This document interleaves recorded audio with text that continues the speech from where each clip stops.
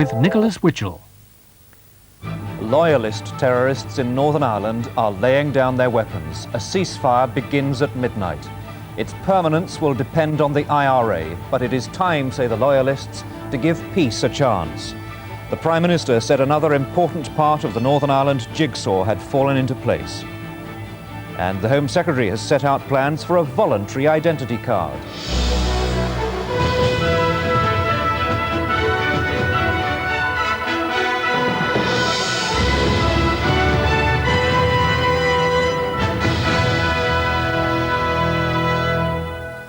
Good evening. 6 weeks after the IRA said its campaign of violence was over, Loyalist terrorists in Northern Ireland have also declared a ceasefire, and they've offered what they called abject and true remorse for past bloodshed.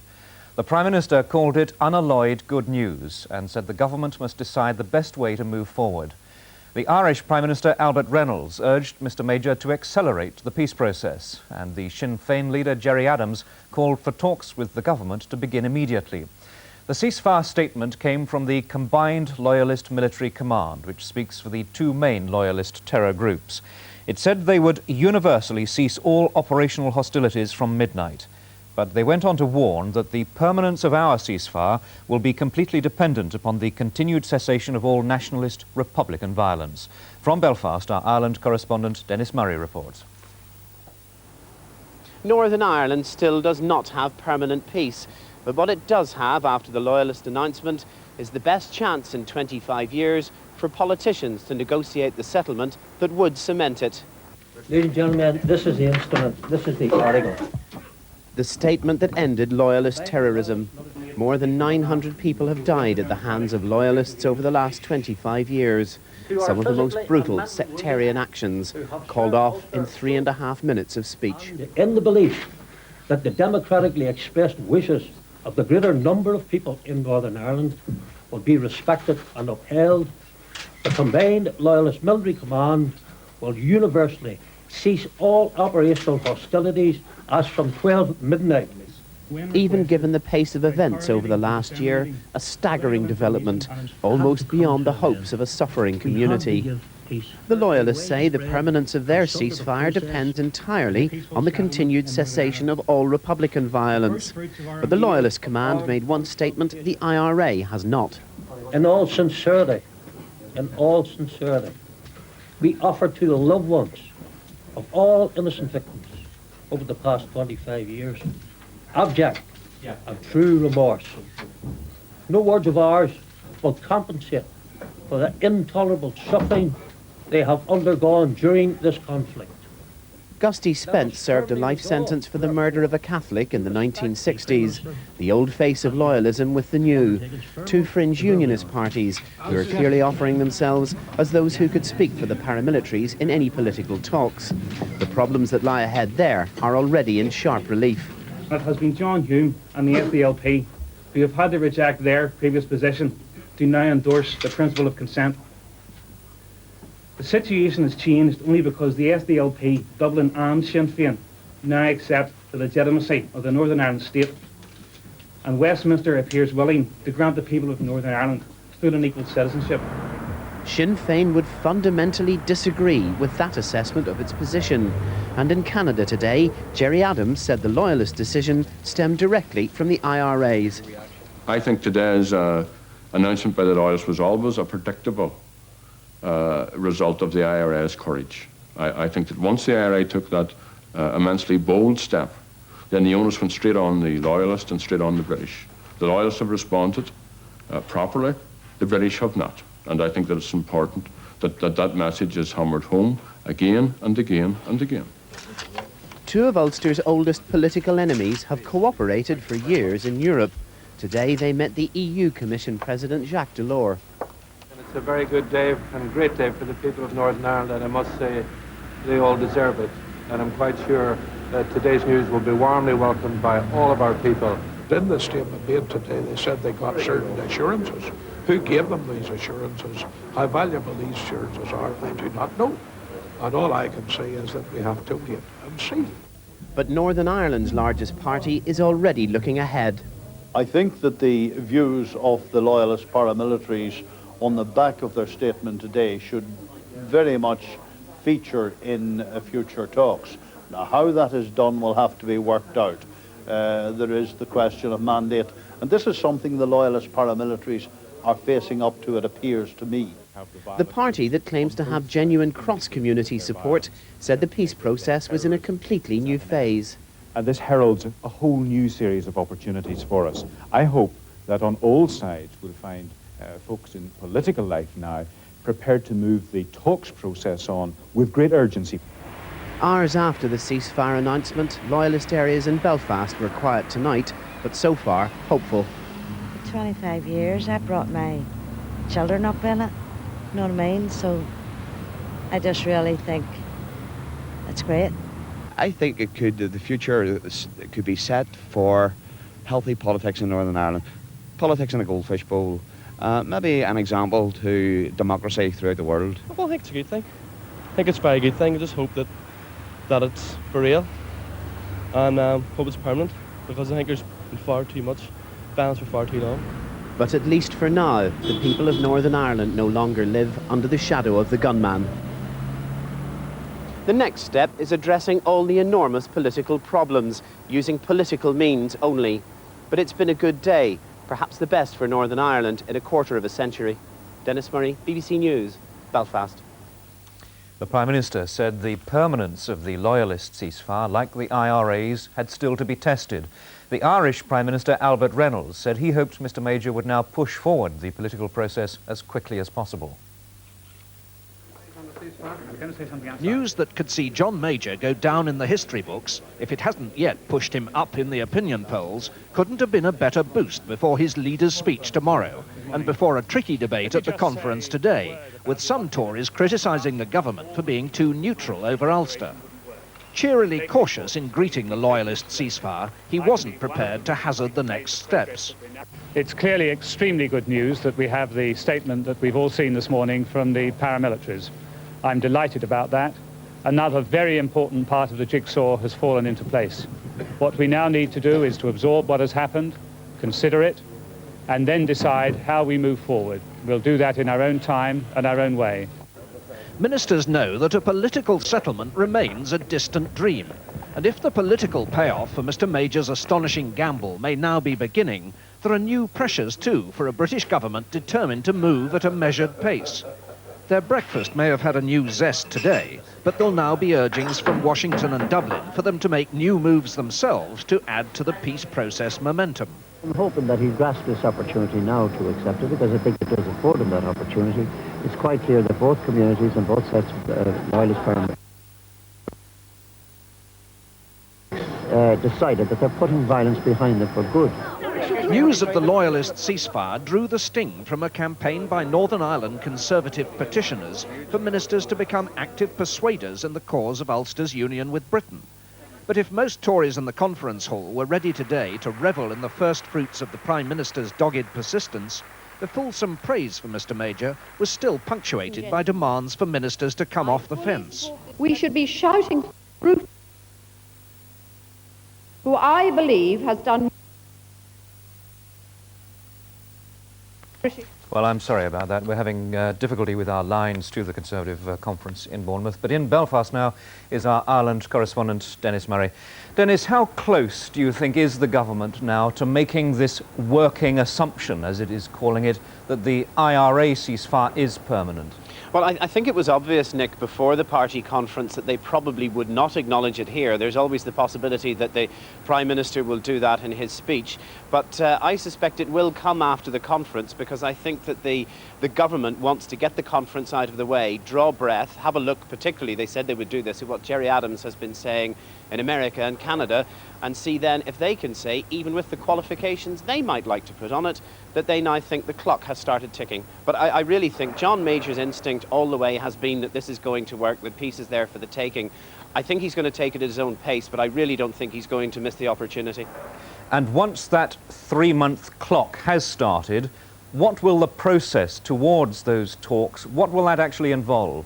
Well, Our guess is that initially it would be meetings between government officials and Sinn Féin. One also begins to wonder, since the Loyalists have called it off and the two parties who called the news conference today clearly happy to represent them, as it were, whether the Loyalists might meet officials as well.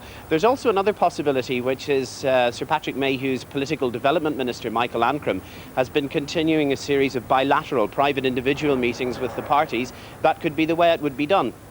Meanwhile, of course, the two governments are working on their framework document. Now, to what extent is that document going to try to satisfy both the Loyalist belief that their position is safe and the Republican ambition that there will be movement towards a united Ireland? Well, that absolutely underlines the real political difficulties that do lie ahead. Clearly the two governments will wish to do that. Sir Patrick Mayhew was saying this evening on the 6 o'clock news that he said they hadn't agreed it yet and there wasn't a document yet, but that's exactly the kind of thing the two governments were saying about the Downing Street Declaration, that there were some difficulties in agreeing it and yet they pulled it off. Both Prime Ministers felt that they had satisfied the aspirations and the identities of both communities. I think now it's also unthinkable that the governments will not produce this document. We've heard so much about it, they can't not finish it. Whether it satisfies both communities, I think it's there up for negotiation. Dennis Murray, thank you very much indeed. At the Conservative Party conference, the Home Secretary Michael Howard has outlined the first steps towards a national identity card. He delighted delegates by promising a consultation paper on ID cards, but then angered some of them by suggesting that they might not be compulsory. Our political correspondent John Pienaar reports from Bournemouth. The law and order debate is the occasion for Tory activists to display deeply held convictions. Even one of the most right-wing Home Secretaries of recent years could easily have been forced onto the defensive. But the support of grassroots Tories clearly had a price attached. The introduction of identity cards is essential in the fight against crime. It is going to happen. It must happen. Mr. Howard, let's make it happen. Michael Howard has borne the brunt of criticism after a series of setbacks for his criminal justice bill and recent pressure over prison security. His announcement on identity cards was tentative and the disquiet in the hall was obvious. One possibility would be to have a single card, which would be voluntary. It could be used both as a driving license, and as a benefit card. No one else would be... Just wait a moment. No one else would be forced to get one. The Home Secretary was at pains to keep his audience with him. Now, I know you just made it clear that there are lots of different views about identity cards. We need to hear them. There should be, and there will be, a full national debate before any decision is taken. The hall rose. Mr. Howard had avoided the rough ride that was widely predicted. The Home Secretary is under pressure to re-establish the Tories' reputation as the party of law and order and regain the popularity with traditional supporters that goes with it. But ministers are privately worried at losing ground to Labour in an area of policy they once took for granted, and they can only hope this initiative succeeds where others have run into trouble. John Pienaar, BBC News, Bournemouth. The consultation paper on identity cards will be published early next year. The Home Secretary said that the cards could help the police combat crime, but Labour said that there was no evidence that it would. Although the card proposed by Mr. Howard would be voluntary, he claimed that it would eventually be carried by most people. He said it could have many functions, ranging from a driving licence to a donor card. Plastic money is part of everyday life and an attractive target for thieves. Stolen credit cards cost billions, and the police believe an identity card could thwart many fraudulent transactions. Everyone will get used to the fact that you would say, do you have an identity card to prove who you are? If you don't have it, then the transaction, I suspect, would not take place. If it doesn't take place, then the thief's on a loser. France has an ID card which is voluntary, but which nearly everyone carries. It's led to complaints that it gives the police an excuse to harass people, and there are doubts there about whether it has any impact on crime. Well, I've never heard anyone say that the crime rate was lower in France than it is in Britain, for instance. The link between ID cards and crime rates has never been proven. I don't see why there should be a link between the two. One of the last identity cards was issued yesterday afternoon. Identity cards were abolished in Britain in 1952. A necessity during wartime, they became increasingly unpopular and most people were glad to see them go. 40 years on, they're suggested as a means of deterring social security cheats. Skeptics point out that a voluntary system wouldn't catch fraudsters and believe there's a different agenda. What an identity card does is enable the government and the authorities to keep a greater track on the ordinary innocent citizen. And that's the real point of an identity card and its real purpose. New driving licences bearing people's photographs could be one model for the ID card, but its form, or whether it's ever introduced at all, will depend on responses to the government's consultation paper. Neil Bennett, BBC News. Nearly 800 patients are being contacted for health checks after a surgeon in South Tyneside was discovered to be a carrier of the Hepatitis B virus. The doctor has worked at 4 British hospitals in the past 3 years, and although the chances of infection are low, patients are being recalled as a precautionary measure. It was during a routine blood test that the doctor's condition was discovered. It's believed he was unaware that he was a carrier of hepatitis B when he began work at Sunderland Hospital in the summer of 1993. But new rules ensured that when he moved to South Tyneside last August, he was screened and found to be infected. There's a programme of vaccination of all health service staff, but as a carrier and showing no symptoms, the vaccine had no effect on him. Hepatitis can be passed on by a tiny speck of blood, and those patients he operated on are being contacted. And, as in previous cases, a helpline has been set up for patients. One case of hepatitis is being investigated, although experts believe most people face little risk. Patients exposed in this way, there's a relatively low risk of them contracting the disease, and even if they do, it's often a mild infection with a flu-like illness. The doctor entered the country from Nigeria 3 years ago, working as a general surgeon in training at the Royal Alexandra Hospital in Paisley, later moving to Arrow Park Hospital in the Wirral. Some patients at those hospitals are being contacted, although it's highly unlikely, given the passage of time, they'll develop the disease. Last month, in a case that made legal history, Umesh Gaud, a former surgeon, was jailed for a year after he knowingly put his patients at risk by continuing to operate despite being a carrier. However, there's no suggestion this case is similar to that.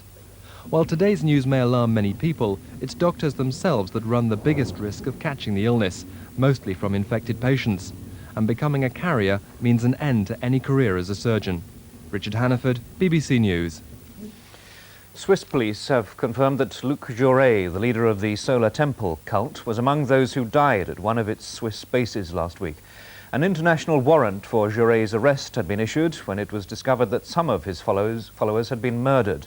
Now his remains have been identified among bodies found in one of the 2 chalets in Switzerland where 48 cult followers died. 5 others died in Canada. The deposed military ruler of Haiti, General Raoul Cedras, has left the country to begin his life in exile. He departed in the early hours on a plane chartered by the United States for Panama. In Haiti, preparations are underway for the return of President Aristide on Saturday. The Americans brought them to the airport in the small hours of the morning. They traveled in armored vehicles. The Americans and General Cedras himself knew that plenty of people want revenge for what has happened here in the 3 years since the coup. General Cedras walked out to the plane with his family to start his exile. Not once did he look back. If he had, he might have heard them laughing. Look at the cartoon, one of them said this morning, Cedras running away with his suitcase full of money. They've spent today getting ready for the return of President Aristide. This band is going to the airport to play for him when he comes back on Saturday. It seems like a long time since he left. Outside the presidential palace and all around the city, gangs of volunteers are cleaning the streets. There's a real sense of excitement and hope.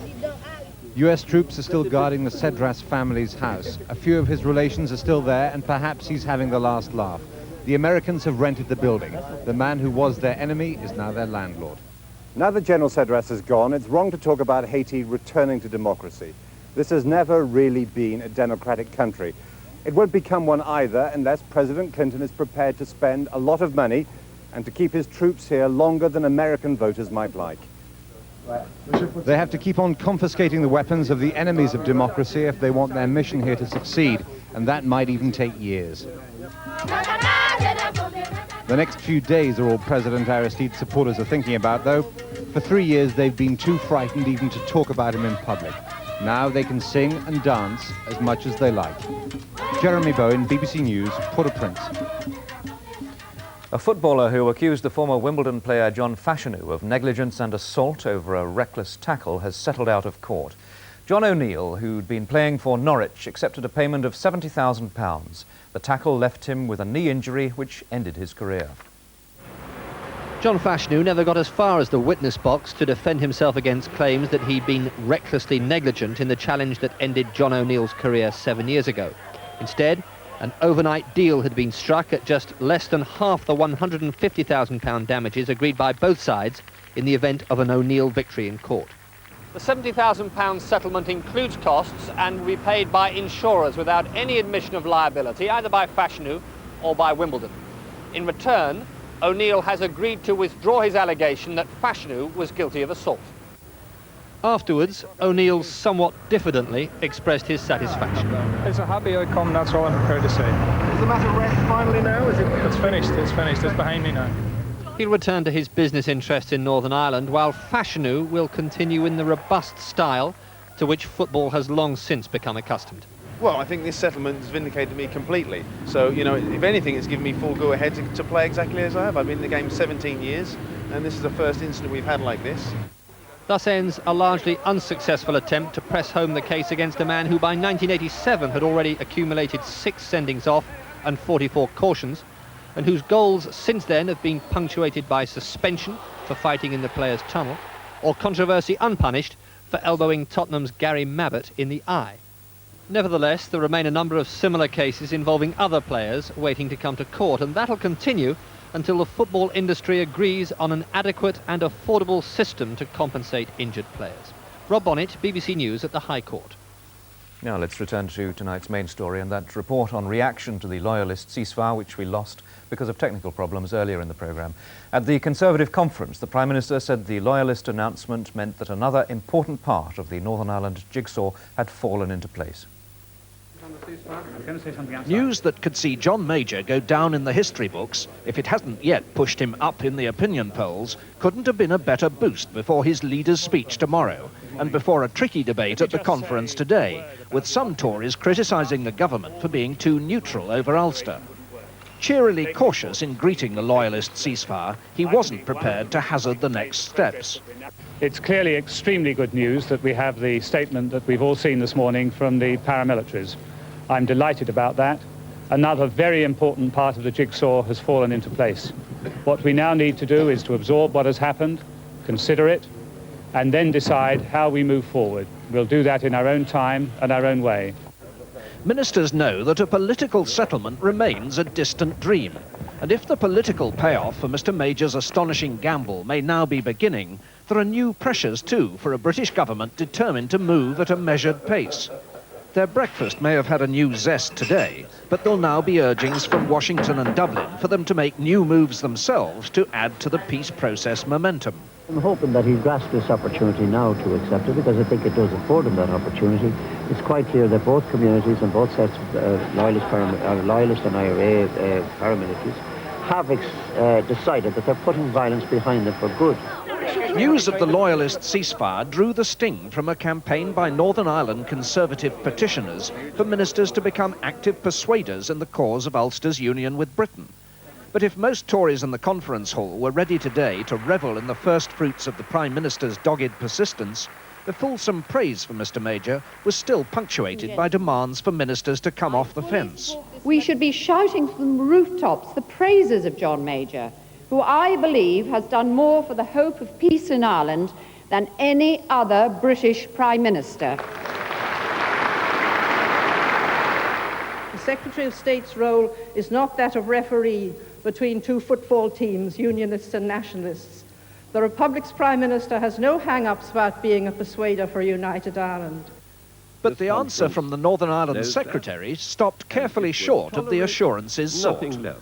We are persuaders for the future of Northern Ireland to be decided by agreement among the people of Northern Ireland themselves. Mr Major now has to press on with the framework document which London and Dublin are seeking to agree as a guide to the shape of an eventual settlement to be sought in any talks process. And there'll be new calls for him to recognise, in the light of the Loyalist ceasefire, that the IRA have called off violence for good, and to admit Sinn Féin into talks about talks. Opposition leaders are supporting the strategy, if differing about the pace. I think the government is right to carry on welcoming good news such as this, but being cautious, taking it stage by stage. It is a strategy that has worked so far. I think it is going to carry on working. As soon as they have become convinced of the seriousness and permanence of these two ceasefires, they ought to move as fast as they can to ensure that the talks that will build on them are started before the end of this year. The Prime Minister amazed his party last year by putting Northern Ireland at the top of the political agenda. He's taken huge risks by condoning contacts with the IRA, by working more closely with Dublin than any of his predecessors had done. Not so long ago, Loyalists were predicting civil war, but now he's real results to show, and his party's beginning to believe that at last his luck has turned. Robin Oakley, BBC News, Bournemouth. The Loyalist ceasefire has been welcomed in Protestant and Catholic communities in Northern Ireland, though some have questioned whether it can last. Juliet Bremner has been to the village of Loughin Ireland in County Down, where 6 Catholics were murdered by Loyalist terrorists last June. Caught in the turmoil of the Troubles, but mostly too young to understand the impact, the children of St Macartans in Loughin Ireland dedicated their morning assembly to the hope of lasting peace.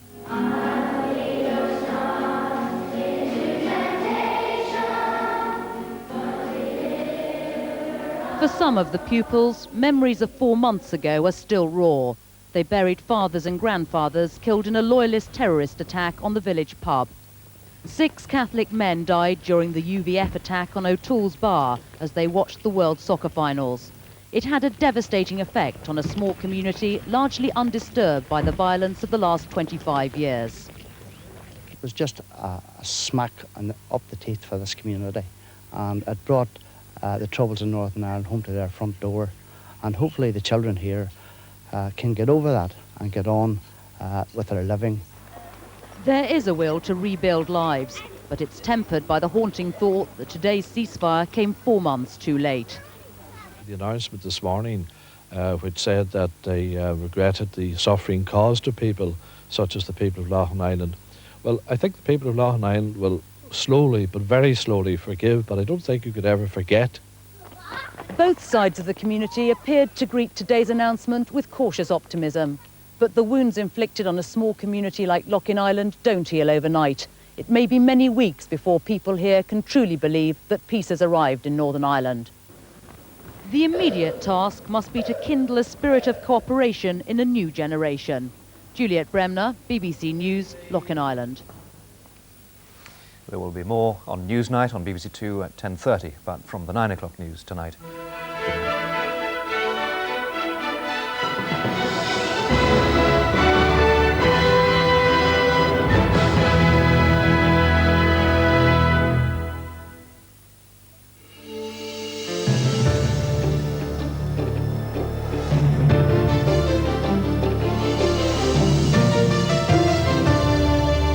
From News West, good evening.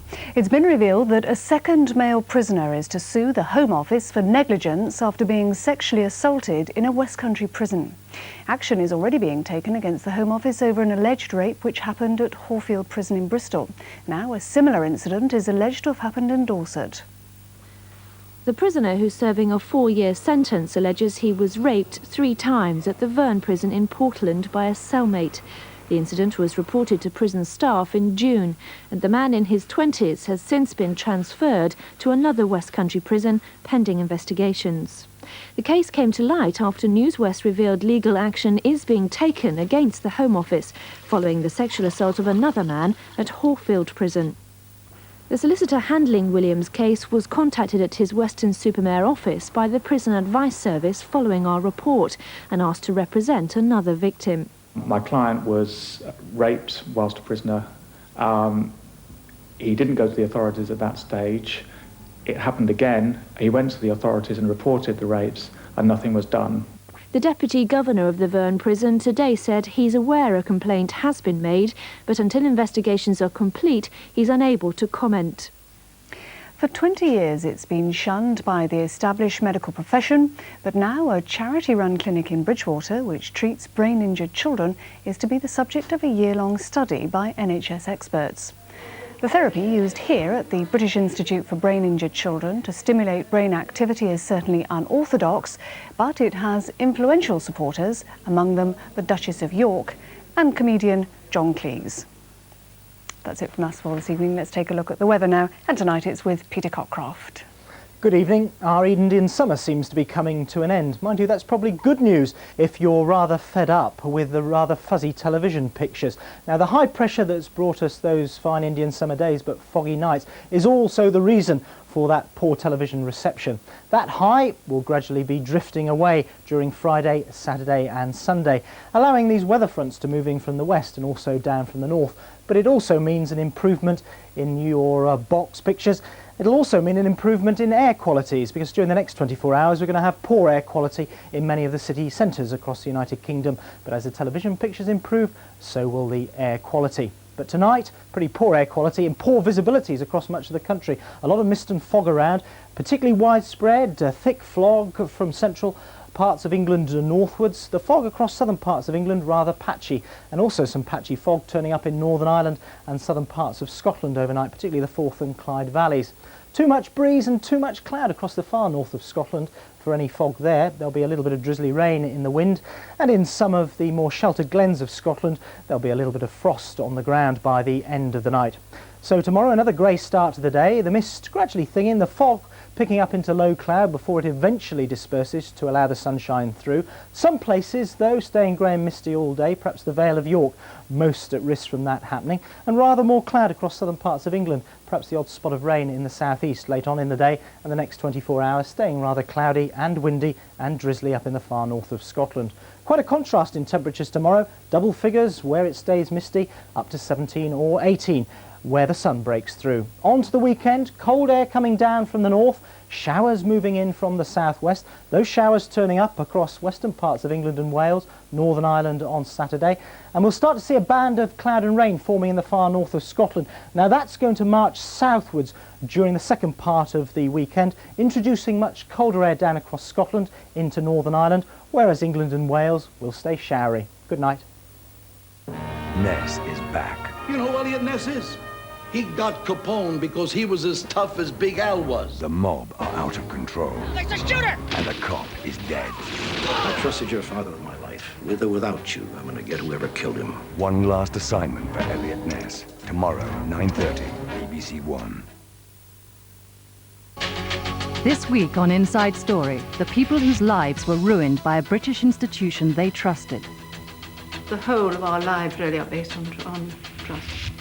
And it has been totally abused. It took their money. I was asked for £200,000. And it kept on taking. Totally ruined. And taking. Unable to pay my losses. The inside story of the names wiped out by Lloyds in half an hour. First on BBC1, what's going on in the kitchen of Le Chateau Anglais in the middle of the night?